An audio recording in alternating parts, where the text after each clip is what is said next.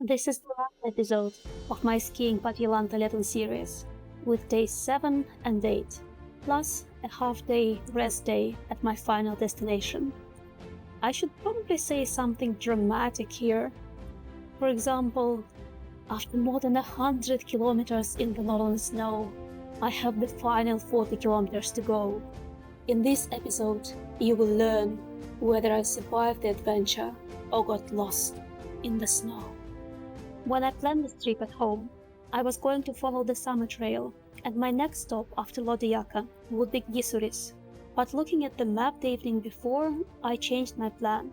First, I really wasn't ready to face one more day in the snowless conditions of the mountains, and decided to brave the ice and go around by the lake. And second, I opted to stay in a different cabin, Kitjaure, as there seemed to be a well-defined winter trail to follow when I leave it on day 8. I had two concerns here. First, it is an STF cabin, not a Sami cabin, and it wasn't open in March this year. I knew that STF cabins have a room open for the winter, but I wasn't 100% sure. And second, I left my expected route with my friends and family, and I was worried what they will think when I send my satellite message in the evening, and they will see that I'm at a completely different location. But still, I opted for changing my route and taking a longer way along the lake. I woke up early, had breakfast, and packed before the sunrise.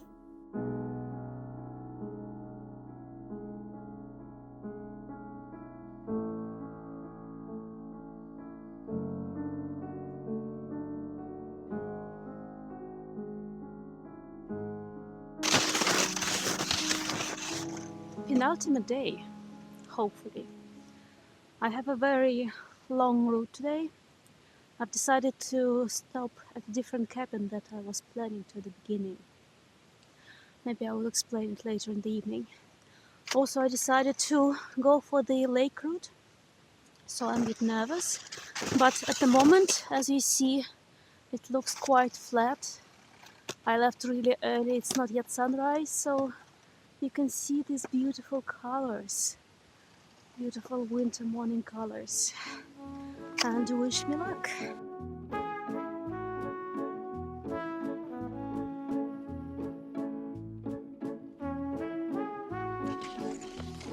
As you can see, my luck with the horrible snow conditions persisted. That layer on the surface of the lake is hard and very uneven crust, even worse than before. Proper skiing is not really possible. It's more like stepping over these icy mounds again and again.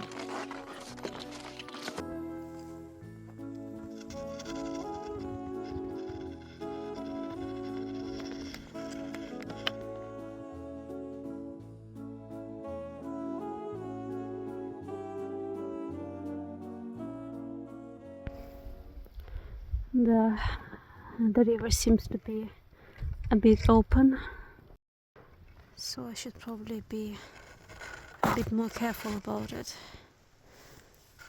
There was open water in the middle.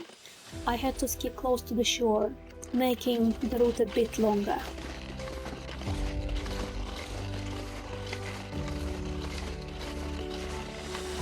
Look at this funny house on long legs.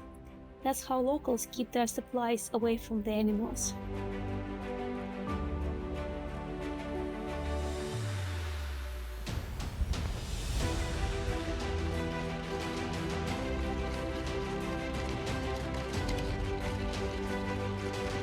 I usually prefer to do my tough multi-day hikes within 6 days, because when it's longer, like today or it's day 7, I'm so tired that the only thing I care about is basically getting to the next hut. I'm so tired and I don't even look around enjoying the view, even though it's really nice.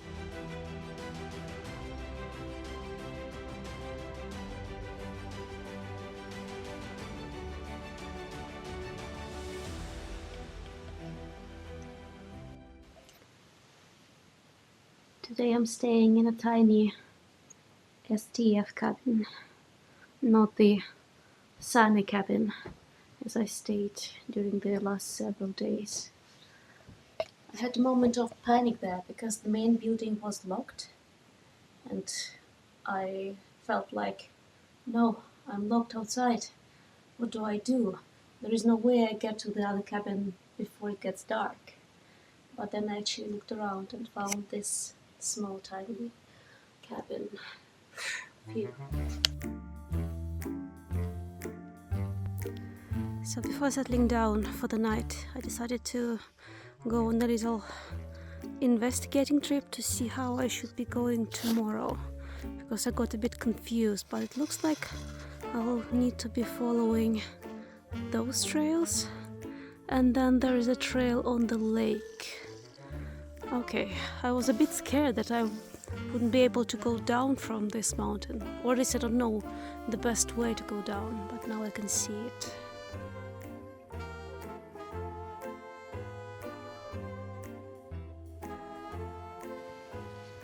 Well, day 7 finished. I'm seriously just exhausted. I don't even care about the scenery so much, I just want to get to the end of it. Today it was kind of okay. At least I didn't have to take my skis off all the time. But I had to be very careful about going on the lake and checking if the ice is okay or not. And I actually had to take more bridges than I expected. I wanted to cross some rivers, but they were open, so I couldn't do it. Tomorrow is a very long day. I'm not 100% sure, but it's something like 26 to 29 kilometers because I'll have to cross a huge lake. And it looks like about 10 kilometers on that lake, but it might be longer. And I hope I will be able to do it before nightfall. But, well, I have to finish it tomorrow. And honestly, if I meet some snowmobile that would like to take me on, I would just say yes. I'm so tired, I don't want to do it. And finally, the last day of my trip. Here it comes. I got up around 3:30, earlier than usual, had my breakfast packed and was on my way. Today is the longest day of the whole trip. It would be around 17 kilometers to the next hut, which I skipped, and then 10 to 13 kilometers across the lake, which I crossed by boat when I was hiking in summer.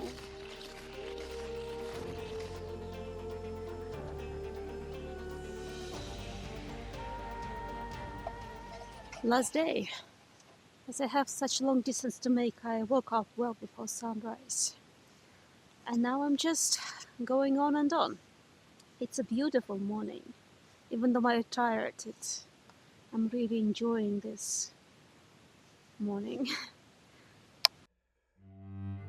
The morning was absolutely beautiful. Even though I was totally exhausted and in pain, with all my thoughts about the shower and dinner at Ritson, I was enjoying the view.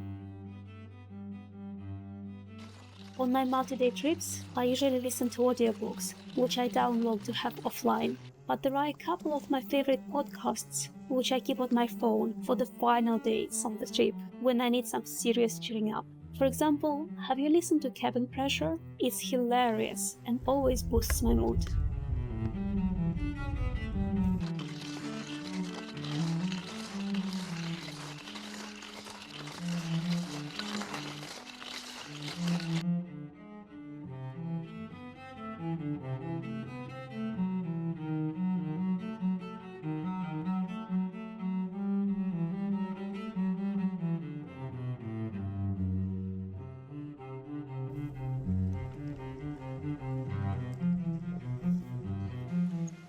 A little tea break at the hut that I'm skipping. I have about 10-12 more kilometers to go. I have almost no pictures from the lake, even though I skied more than 10 kilometers across it. First, I was so exhausted, and second, the ice was cracking underneath me every time I stopped, so I got scared and decided to avoid stopping. The safe road is marked, so I was safe, but the cracking still made me really anxious. On skis, and I'm so tired. But I think I will be there within an hour. Oh, my feet are dying. And then finally, I was at a hotel in Ritsen. The hotel was almost empty, as early March is a low skiing season. After 8 days, I finally took a shower and felt way less disgusting. Plus, I bought myself a celebratory pizza.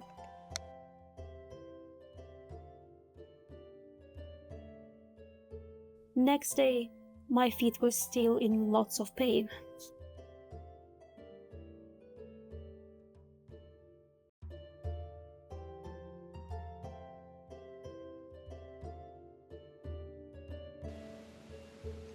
Good morning. I took a shower yesterday. I spent the night in a nice bed. It wasn't easy. I'm still limping. But I'm happy that I did it, even though during all 8 days I felt like I'm not gonna make it. But now looking back, it doesn't look that bad, to be fair, as it always does. So I'm really happy that I decided to do it and finished it.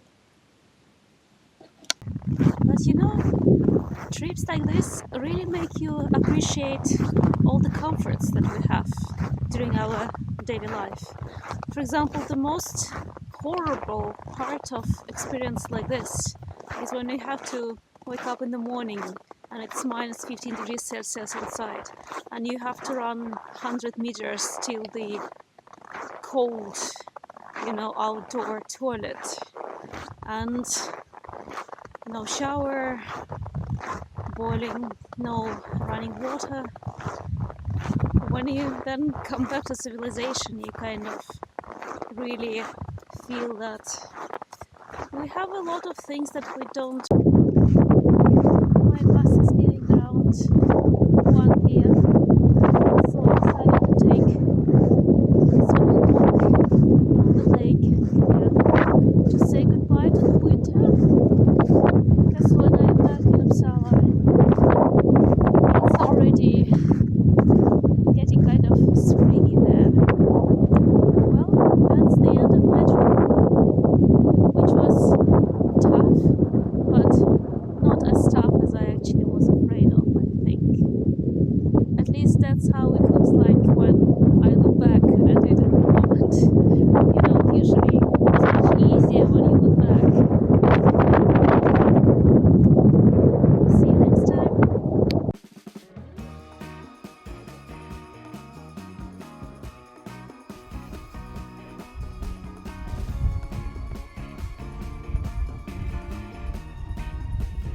And this is the end of this story.